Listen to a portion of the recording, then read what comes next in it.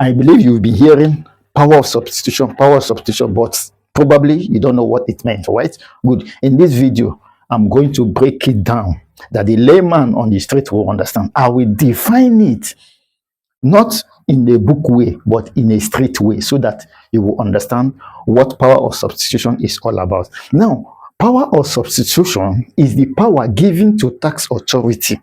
They give this power to the tax authority that if you are owing the tax authority any liability, they have the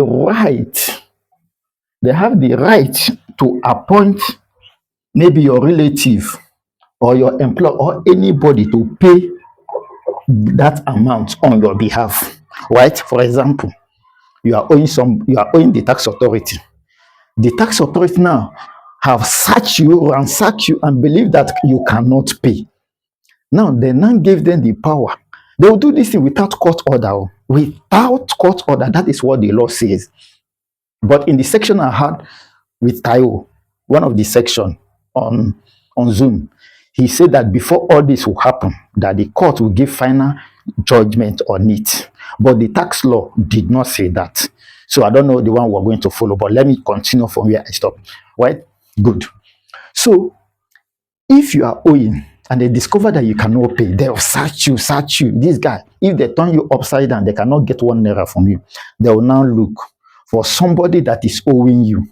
Maybe somebody is owing you like 2 million naira. They will now leave you. They will now appoint that person that is owing you 2 million naira as an agent. Right? The law has given them that power to appoint you, the other person, as an agent. They will now miss that person. That person will now do what? Pay the money on your behalf. Again, if a landlord, for example, a landlord is owing a tax liability, right? And they find out that this landlord cannot pay. They have raised this landlord up and down. 1 naira cannot come out from this landlord. They will now look for the tenant and say, tenant, we have the power to appoint you as what? As an agent to the landlord. So your house rent, you are not paying it to the landlord. You are paying it to the tax authority. Right? You don't understand yet. That is the power of substitution. They have substituted him for another person that is owing that money. So all the payment will be on his behalf. So in a situation where he has money in the bank account, they will now order the bank. They will now appoint the bank as an agent to pay on his behalf. So if you are doing your business and you think you will not pay because after all, no money in my hand, they cannot do me anything and all that, my brother, they will appoint somebody that will pay on your behalf. And that person might be somebody that is managing 1 or 2 things for you. It might be somebody that is owing you. It might be the bank. You might have a fixed deposit in the bank. They might ask the bank to withdraw the money. I don't know if that one is true. But the bank has the right to give them any amount as requested by the tax authority, because that is what it is. Right?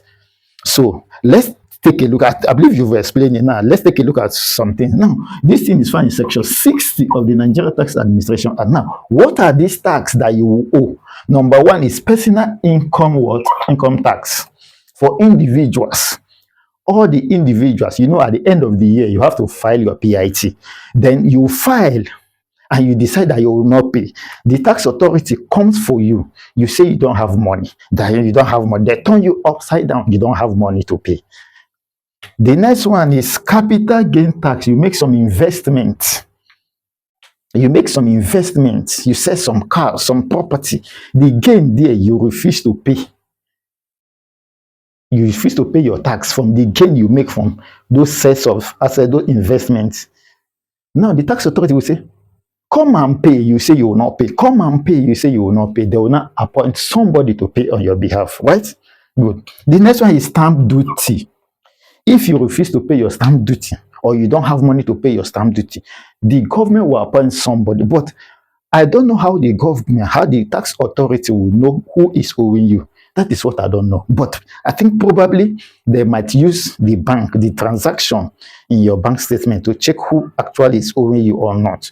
Because with BVN, you can track the transactions, right? Good. The next one is withholding.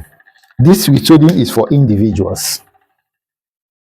individuals also, right? If you have withheld some tax that you want to pay on behalf of somebody, because we told him a tax paid on behalf of somebody, right? That I can withhold an amount from you and pay on your behalf. It will still go to you as a credit on your tax performance, right? The next is company income tax. This is for company. At the end of the year, you've made your money, right? They say, come and pay tax. You say, I don't have money to pay you. I cannot pay. I cannot. They will appoint what? An agent for you on your behalf. The agent will not pay on your behalf. Now, let's take a look at these agents. Banks and other financial institutions, they are one of the agents. They will order the bank to pay on your behalf. That is, if you are having money with this bank or with any financial institution. Now, what are other financial institutions? the stock, let's know, the stock market, all those financial institutions, right? They can order them to pay on your behalf. The next one is employer. The person you are working for, they can contact the person you are working for and make him an agent to use your salary and pay for the tax liability you are owing. That is the power of substitution. They are substituting you. They say, okay, since you don't have money, stay. This person that is holding your money can do it for us. Tenants, debtors, and customers. You are living in a house and the landlord is owing. They will ask the tenant to pay to tax authority direct. Don't pay to the landlord because the landlord is owing you. They have the right to do that, the tax authority. The next one is debtors. Debtors, people that are owing you, they will ask them not to pay you. Instead of paying you, they will pay tax authority direct. That is the power of substitution, right? And your customers, maybe probably your customers, they notice that this person is one of your best customers, and you don't want to pay your tax or you don't have money to pay. They will go and meet that customer. Instead of you paying, use that money and come and pay us. He is owing not, right? Good. Another one is agent. Business partners will be used as a substitution, will be held responsible, right? Any other body holding money on behalf of the taxpayer, anybody holding money on behalf of the taxpayer, right? But the normal thing here, like what Oyedele said, he said that once this happens, they find out that you cannot pay. Before the power of substitution will take place, you can object. You can go to customary court. They will seek customary court order. From there, they can proceed to High Court. From High Court, they can proceed to Supreme Court, which is the highest. Then after the judgment, the verdict of the Supreme Court, if they give them the power to go ahead and substitute, and if they give them the power of substitution to get an agent that will pay on your behalf, then they can go ahead and do that. But I'm still saying that the law, the NTAA section 60, the copy I have, is saying that they don't need court order to do this. Probably you might be owing them and they find out that you don't have money, you have car, you have house. They might substitute your house, sell your house and pay your tax liability, sell your car and pay your tax liability on your behalf. They'll do it on your behalf. So that is what all the power of substitution means. They will substitute something else for you that can pay that money on your behalf. So that is what power of substitution is all about. I believe we understand. Yes, we understand. So let's take this home, right? Thank you.